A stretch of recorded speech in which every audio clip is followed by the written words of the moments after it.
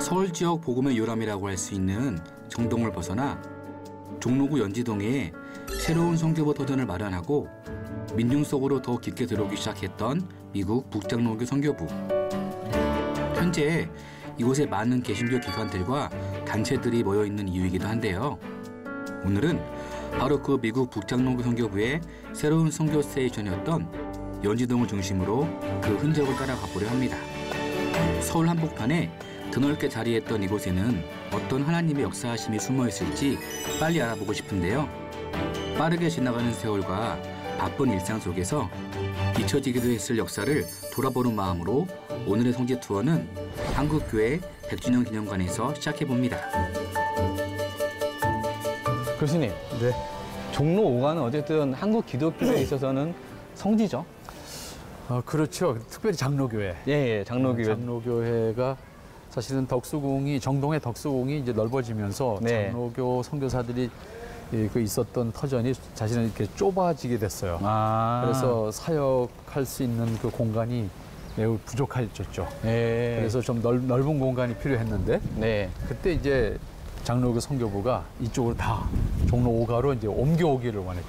그래서 대지를 상당히 넓은 평수를 아마 정확하게 제가 기억을 못 하겠습니다만은 상당히 아무튼 넓은 학교도 해야지 뭐 다양한 선교 기관들이 있어야지 선교사님들 사택이 있어야지 뭐 그러다 보니까 상당히 많은 평수를 차지하게 되죠. 그래서 학교도 전부 여기서 정신여학교나 경신학교가 전부 여기서 시작한 것이죠. 정동을 벗어나 연지동에 마련한 터전에 선교사 사택이 세워지고 언더우드 학당에서 시작된 경신학당과 옐러스 선교 사이에 시작된 정동여학당 역시 이곳에서 새롭게 자리를 잡게 되었는데요. 그로 인해 연지동은 미국 북장로교 선교부의 새로운 선교 스테이션으로서 중심 역할을 해왔습니다. 100주년 기념회관이 1985년에 지어지면서 어쨌든 한국 기독교의 어떤 그 중심이 되는 역할을 해오고 있고 또 뭐 통합적 그 선교 100주년 건물을 지으면서 어쨌든 여기 장로교로서는 한국 장로교의 어떤 그 본거지 같은 역할을 하는 것이고 또 한국 기독교 100주년 기념관이 세워짐으로써 교파를 초월해서 한국 교회를 대변하는 어떤 중심지 역할을 한 것이 이곳이라고 볼 수 있죠. 근데 이곳에 터전을 마련한 것이 결국 장로교 선교부가 중심이 돼서 이곳에 마련이 된 터전이라고 볼 수 있습니다. 그렇군요. 그리고 또 이렇게 총회 기념관 바로 옆에는 또 저희가 많이 남아있지 않았지만은 저렇게 또 남아있는 건물들이 또 하나 있네요. 네. 뭐 유일하게 지금 요 안에서는 남겨져 있는 것이 요 건물 하나. 현재 연지동 선교 부지에 남아있는 유일한 선교사 사택이 100주년 기념관 옆에 자리하고 있었는데요.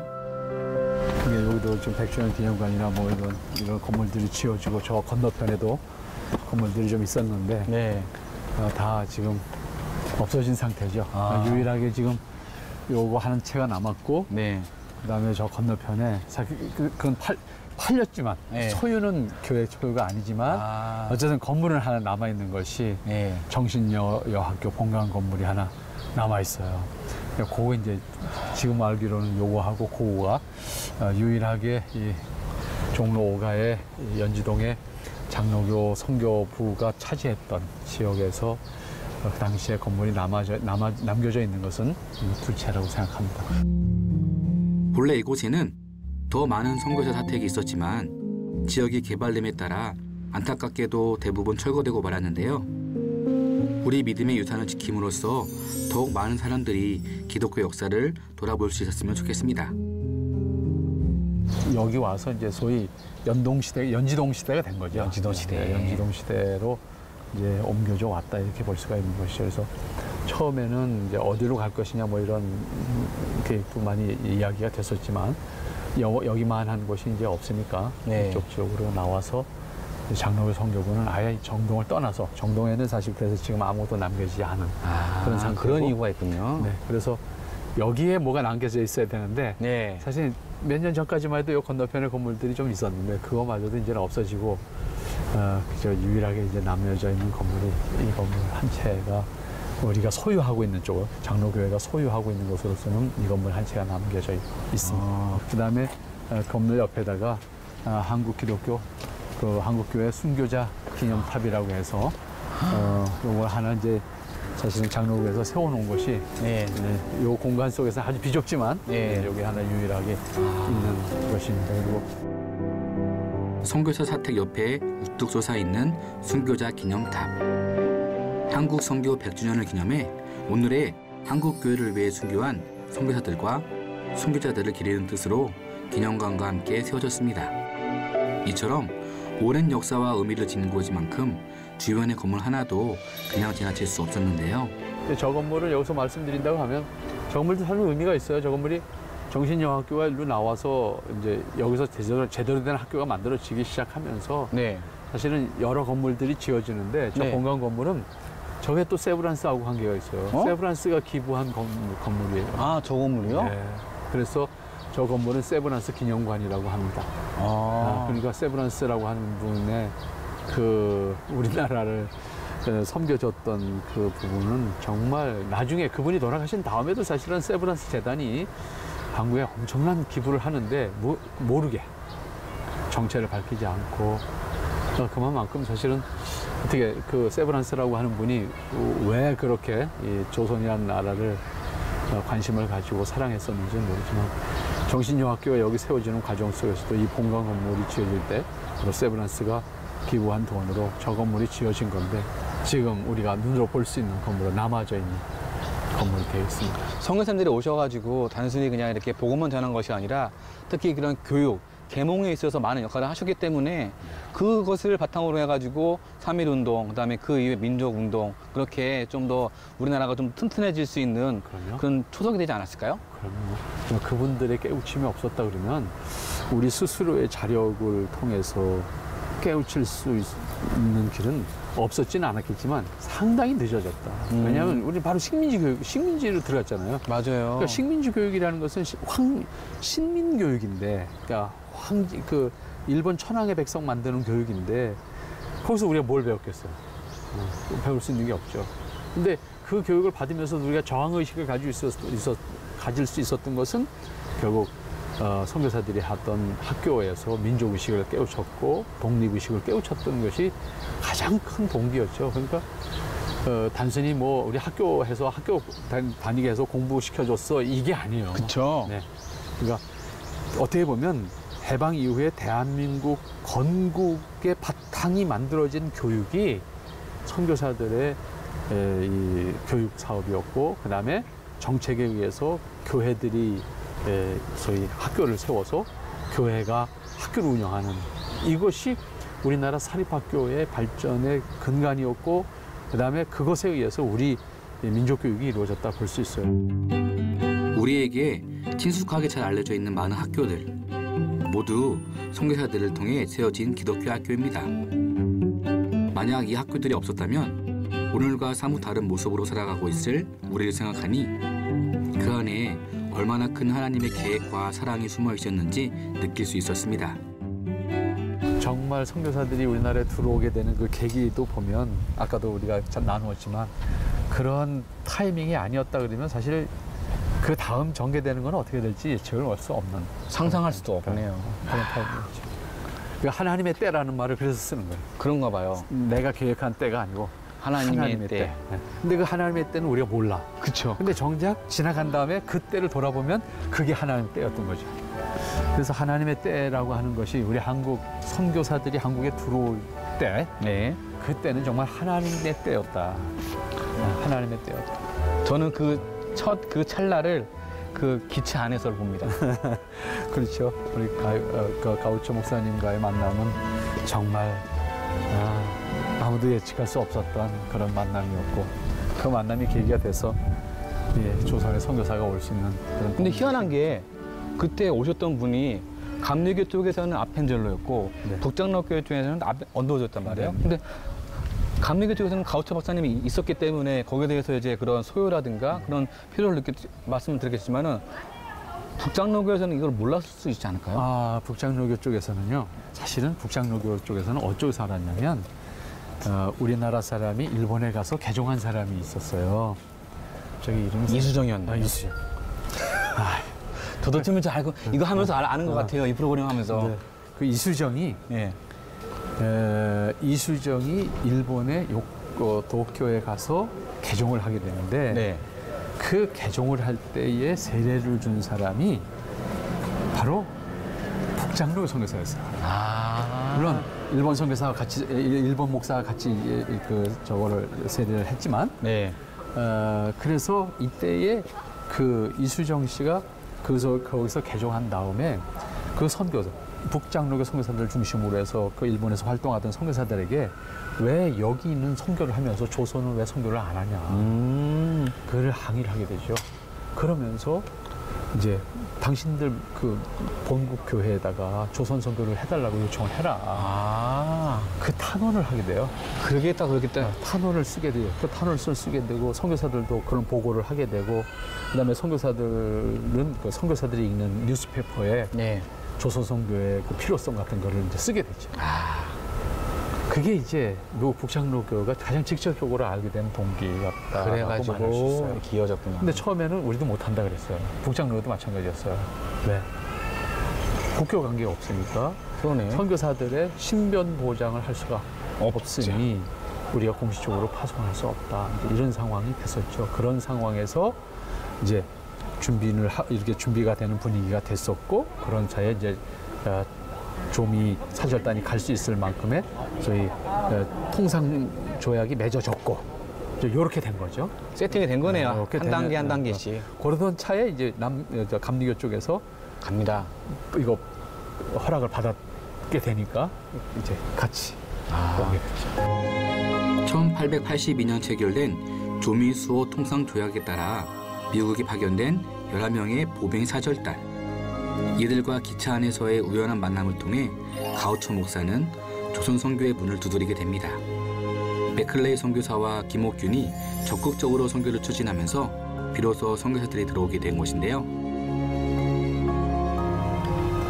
보니까는 이런 교육뿐만 아니라 체육도 야구라든가 축구라든가 그런 것도 도입한 분들도 전부 다 그럼요. 선교사님들이었다고요. 그럴 수밖에 없는 게 이제 선교사들이 학교를 하잖아요. 네. 학교를 하면서 그 학생들한테 네. 서양 스포츠를 자연스럽게 이제 전달시켜 준 거죠. 체육 과목으로 그냥. 그렇죠. 그것이 이제 우리나라에 이제 서양 스포츠가 들어오는 루트가 됐고, 그것이 자라서 전국대회가 YMCA가 주최해서 뭐 야구대회 같은 거 하잖아요. 맞아요. 영화도 있고요. 영화도 만들어졌던 것처럼 이제 그렇게 된 거죠. 그러면서 이제 하나씩 선교사들에 의해서 우리나라에 그런 서양 스포츠가 들어와서 자리 잡게 되고 뭐 스포츠뿐만인가요? 음악도 마찬가지예요. 맞아요. 음악도 우리나라 서양 음악사에서 보면 우리나라의 선교사님이 아니었으면 뭐 한참 뒤에 들어왔겠지. 아니면 일본을 통해서 거쳐서 들어오거나 네. 그런 건데 사실은 선교사님들 들어와서 직접 이제 그 서양 음악을 가르쳐 주심으로써 우리나라 그러니까 초기에 또 그렇게 생각하면 초기에 클래식 음악 했던 사람이 다 크리스찬들이에요. 맞아요. 현재명 스님도 대구에서 그럼요. 현재명 선생님, 박태준 선생님도 박태준 선생님도 다 이분들을 가르친 분이 또 선교사님이에요. 그 마두원 선교사라는 분인데 네. 이 마두원 선교사님이 평양의 숭실대학에 우리나라의 음악을 전공하고 음악을 가르치기 위해서 오신 첫 번째 선교사님이 마두원 선교사님이에요. 어떻게 음악 선교사님? 네. 그러니까 음악을 전공해서 음악을 가르치기 위해서 온 선교사님이에요. 첫 번째 오신 분이 그 마두원 선교사님인데 그 말스벨이라고 이름은 이제 본명은 말스벨이라고 한 이름을 가진 분인데 우리말 이름으로 이제 마두원 선교사라는 분인데 이분은 부부가 음악을 전공하신 분이에요. 그래서 부부가 음악을 전공해서 그 음악 선교사로서 음악을 가르치기 위해서 우리나라에 오신 선교사님이에요. 그래서 초기에 다 그분들은 다 그분의 제자들이에요. 그러네. 우리나라 서양 음악에 있어서는 그분은 다 제자들이고 일본은 이제 일본을 통해서 배운 분들이 좀 있지만 네. 국내에서 공부하신 분들이 있어서는 다 그분에 의해서. 그러니까 이걸 모르는 사람들은 그냥 뭐 누군가 전해졌겠지라고 막연하게 생각했을 텐데 가져온 사람들이 분명히 있었고 저는 알려준 사람들이 분명히 그분들이 전부 다 선교사였다는 게 부인할 수가 없는 거죠. 그렇죠. 여기가 이제 그 선교사들이 정동 시대를 마무리하고 예.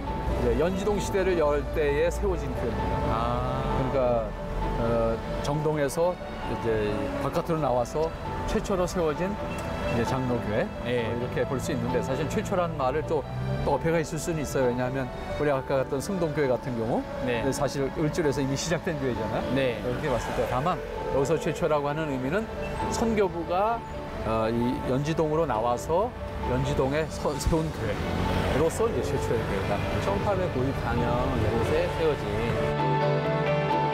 초대 담임 목사로 부임한 개일 선교사에 의해 천민들의 주거지였던 연못골에 뿌려진 복음. 이렇게 하나님의 은혜 안에 세워진 연동교회는 기존 시설의 교인들을 수용할 수 없을 정도로 부흥이 일어나며 그 안에 뜨거운 신앙도 열정을 통해 더욱 다양한 선교의 꿈을 펼쳐나갔는데요. 이 교회가 세워짐으로 해가지고 이것을 중심으로 해서 많은 또 여러 가지 사역들이 펼쳐질 수 있는 거네요. 그렇죠. 이 연지동에 어쨌든 장로교 본부가 만들어지면서 어쨌든 정동에서의 그 좁은 공간에서 하지 못했던 일들을 하게 되고 또 시대적으로는 이때부터 이제 선교사님들이 좀 외부로 나갈 수 있는 자유가 주어지기 시작했던 시대였기 때문에 그 전에는 어딜 나가려면 소위 북한처럼 여행증명서가 필요했고 그 반경을 나갈 수가 없었어요. 그래서 선교사님들이 사실 처음부터 선교를 막 열심히 했다고 생각하기 쉽지만 못했어요. 법적으로 할 수가 없었어요. 그렇기 때문에 이 연지동 시대가 열렸다는 말은 선교를 할 수 있게 되었다. 뭐 그런 의미가 될 거예요. 그러니까 본격적인 조선 선교는 여기 나오면서부터 이루어졌다. 그렇게 봐도 틀리지 않습니다. 그러니까 저 정동에 있을 때는 사실상 선교의 자유가 없었던 거예요. 그냥 그 안에서만 이렇게 할 수 있었구나. 그러니까 그 이후에 이제 또 선교사님들이 또 전도 여행을 많이 가시잖아요. 그러니까 그것도 이제 여기 나온 그렇죠. 이 후에야. 그 전에는 가더라도 전도 여행을 선교 여행을 간다 하는 말을 할 수 없었어요. 다른 이유로 여행 허가를 받고만 나갈 수 있었어요. 그렇군요. 연동 소학교를 설립해 여자아이들에게 교육의 기회를 제공하고 천민 출신의 성도를 최초의 장로로 장립하는 등 우리나라 민주주의의 첫발을 내딛는데 일조해온 연동교회. 뿐만 아니라 일제에 항거하는 독립운동을 비롯한 민족의 선구자적인 역할을 물론 교회의 영성적 역할을 함께 담당하는 역사의 숨결을 간직하고 있습니다. 지역에서 연동교회가 이러한 역할들을 감당했다면 또 다른 선교 활동은 어떤 모양으로 이루어졌고 어떤 흔적들이 남아있을지 궁금해졌는데요. 서울역이 한눈에 보이는 이곳에서는 과연 어떤 역사를 마주하게 될까요? 교수님 여기는 서울역이고 어떻게 보면 교통의 중심지역인데 여기에 어떤 무슨 의미 있는 선교 기독교 성지가 있을까요? 여기가 저는 사실 이 도보가 만들어진 다음에 처음 올라와 봤는데 위치가 좋고 또 우리가 찾고자 하는 목적지도 쉽게 찾을 것 같습니다. 바로 서울역 건너편이죠. 건너편에 지금은 연세대학교 세브란스라고 하는 간판을 붙인 큰 건물이 있습니다. 사실은 이 터가 지금 세브란스 병원이 연세대학교 캠퍼스 안으로 갔지만 그 캠퍼스로 들어가기 이전에 세브란스 병원이 있었던 자리가 바로 이 지금 연세대학교 세브란스라고 하는 건물이 있는 이 터전이 우리나라 최초로 세워진 그 종합병원, 세브란스 병원 터입니다. 그러니까 신촌에 있는 저희가 알고 있는 그 세브란스가 원래 거기 있던 게 아니라 서울역 바로 건너편에 있는 이 자리가 원래는 여기서 시작한 게 세브란스였군요. 그렇죠. 그러니까 물론 세브란스 이전 역사는 또 이제 제중원이라고 이제 우리가 보통 알려져 있습니다만은 제중원이 이제 지금 헌법재판소 자리에 제중원이 처음에 시작이 돼서 있던 것이 그 다음에 이제 선교병원으로 발전을 하면서 구리개 당시 이제 을지로죠 지금 을지로로 옮겨왔다가 을지로에서 여기로 나오는 역사가 이제 1904년 1904년에 이제 여기로 나오면서 여기에 종합병원으로 세브란스라는 이름을 가지게 되고 1904년 이전까지는 제중원이라는 이름으로 있었죠.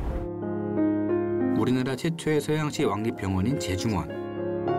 이후 재중원이 구리계로 이전되고 병원 운영권이 북장로회 성교부로 이관되면서 늘어나는 환자를 감당할 수 없던 선교사들은 미국의 부호인 세브란스의 후원을 받아 병원을 신축하게 되는데요. 그렇게 서울역 앞에 새롭게 터를 잡은 병원은 이후 재중원이 아닌 세브란스라는 이름으로 다시 태어나게 되었습니다. 또 살짝 이렇게 시각을 오른쪽으로 돌리면은 또 여기 보니까는 저 언덕 위에 네. 또 진짜 오래된 교회가 보여요. 네. 저게 이제 남대문 교회인데 저 교회와 또 이 세브란스는 또 다시 뗄 수가 없는 관계예요. 그러니까 저 교회가 출발점이 세브란스 병원이에요. 예?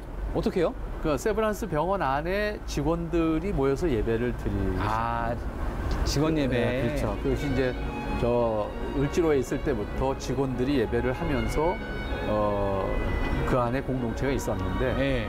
그 병원이 열로 나오면서 완전히 독립된 종합병원이 됐을 때 그 안에서 모이던 사람들이 밖으로 나와서 공동체를 만든 것이 남대문 교회. 그게 남대문 교회의 시작이 됐겠네요. 그렇죠. 우리나라에서는 역사가 오래된 교회고 지금은 이 주변에 워낙 큰 빌딩들이 이제 가려서 네. 남대문 교회가 저 안에 폭 파묻혀가지고 보이지 않는, 존재감이 보이지 않는 것이 됐지만 네. 한번 상상해 보세요. 지금 이 건물 다 없고 서울역이 바로 앞에 있다. 서울역에서 딱 내리면요 제일 먼저 보이는 건물이 저 교회였어요. 그러네요. 딱 이렇게 언덕 위에 이렇게 있어가지고. 언덕 위에 있고 주변에 이런 건물들이 없었을 때는 서울역에서 딱 보이면 저 건물밖에는 보이질 않았어요. 그러니까 시골에서 올라오시는 분이든 이제 그 이후의 역사예요. 예. 이북에서 피난 내려오시는 분이든 딱 서울역 도착하면 저 교회만 보였다. 그러네. 진짜. 그러니까 적어도 해방 직후까지는 서울에서 가장 큰 교회였어요. 그 교회 규모면에서도. 네. 또 하나는 이제 초창기에 1900년대 초기에 이 교회가 세워지는 과정 속에 주로 세브란스 의사들이나 간호사들이나 직원들이 출석하는 교회였기 때문에 어떻게 보면 서울 장안에서 가장 엘리트들이 모이는 교회였고 그러네요. 재정적인 능력도 있었고 그래서 나름 서울 장안에서 가장 큰 일들을 했던 교회이기도 해요. 의미가 있는 교회네요. 그렇죠. 그다음에 그러다 보니까 자연히 나름 그 어떤 지도자적인 위치에 있는 분들이 모였고 그래서 대표적으로 함태영 그 뭐 박사라고 표현하고도 기독교 안에서는 어쨌든 나중에 목사가 됐으니까 목사라고도 표현하는데 함태영 당시에는 뭐 어쨌든 이 세브란스의 직원으로 있었던 사람들인데 이갑성홍 우리가 보통 그랬는데 다 이분들이 3.1 독립만세운동의 주역들이고 네. 그 역할을 했던 교회가 남대문 교회예요. 그 동시에 세브란스 병원이 이분들이 중심이 돼서 사실은 3.1 만세운동을 주도하는 데 있어서 면밀한 회의가 다 여기서 이루어져요. 왜냐하면 세브란스 병원 자체가 외국 의사들이 하는 선교 단체가 하는 것이었기 때문에 일본 순사들이 이걸 마음대로 그러네요. 감찰을 못했어요.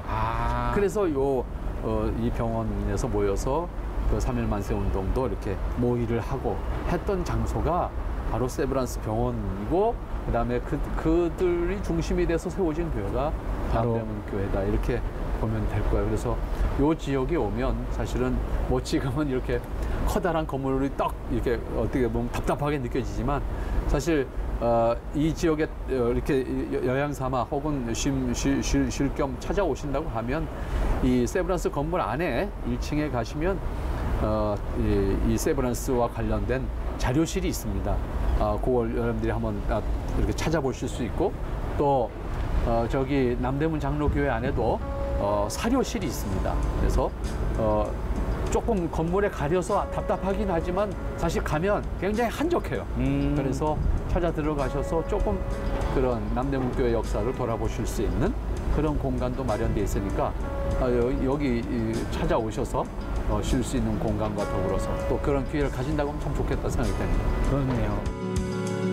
병원 교회로서 세브란스 병원 및 의학 전문학교와 함께 트라이앵글 선교 전략의 한 축을 담당했던 남대문 교회. 때로는 복음화와 민족운동의 중심지로 또 때로는 피난민 집결지로 역사 속에서 교회는 항상 함께하고 있었는데요. 정말 그분들의 그런 흔적이 남아있는 곳을 우리가 잊지 않고 또 아는 만큼 보인다는 것처럼 저희가 이 프로그램을 통해서 많이 또 알게 되면은 또 이제 길 가다가 또 이렇게 남대문, 서울, 종로, 정동 지나가다 보다가 아, 이곳이 그런 곳이었지라고 한번 의미 부여를 하고 되새김도 할 수 있다면은 참 의미가 있을 것 같아요. 그럼요. 특히 우리 크리스찬들의 삶 속에서 크리스찬들도 뭐 일반인들과 똑같잖아요. 뭐 다른 존재가 아니잖아요.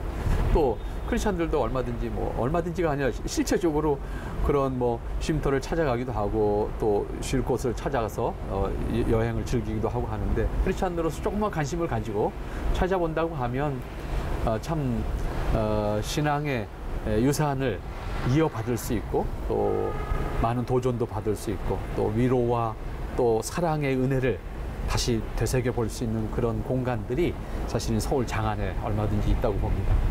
저희가 소풍을 가게 되면 주로 했던 것 중에 하나가 보물찾기잖아요. 만약에 저희도 이제 서울 장안에 있는, 서울 안에 있는 그런 선교사님들의 흔적들, 또 그런 길들, 그런 건물들을 또 저희가 한번 보물찾기 하듯 하나하나씩 찾아보는 것도 되게 재미있을 것 같아요. 그렇죠. 뭐 요새 버킷리스트 만들어서 뭐들 하잖아요. 네. 그러듯이 사실은 서울 장안 안에 그런 기독교 유적지를 하나씩 이렇게 지어가면서 다 내가 찾아보겠다. 서울 도성 돌기도 하고 그러잖아요. 네. 사실은. 그런 것처럼 북촌에는 뭐가 있지, 종로에는 뭐가 있지, 예를 들어서 이렇게 한번 찾아보면서 돌아본다고 하면 사실 남산공원만 해도요, 선교사님들의 발자취와 그다음에 우리 신앙의 선배들이 남긴 발자취들이 남산공원 안에만 해도 참 많거든요. 근데 우리가 흔히 이렇게 도란을 보잖아요. 그런데 네. 정작 그런 것은 못 찾고 지나간다라고 하는 것은 지금 우리 말씀하신 것처럼 보물을 놓치는 거지. 보물을 찾으면 더 기쁠 텐데. 그런 아쉬움이 좀 있죠. 그리고 또 이 방송을 보시는 분들이 그런 보물에 대한 그런 보물찾기에 대한 그런 즐거움을 또한 느끼실 수 있으면 참 좋겠고, 또 이 프로그램이 또 많은 분들에게 또 알려져가지고 그런 것들에 대해서 또 홍보가 되고 또 알려지게 되면은 또 저희 또 프로그램에 어떤 그 의미를 찾지 않을까 싶습니다. 100년을 훌쩍 넘긴 오랜 선교의 흔적을 하나하나 찾아가는 재미와 그 안에서 의미를 함께 느낄 수 있었던 이번 시간. 모르고 지나쳤던 선교의 역사를 알고 나니 이제는 같은 곳이라도 전과 다른 시선으로 바라볼 수 있게 되었는데요. 함께 하시는 성도님들께서도 이번 주말 내 주변에 기독교 성진을 찾아보고 역사를 돌아보는 은혜의 시간을 가져보시면 좋겠습니다.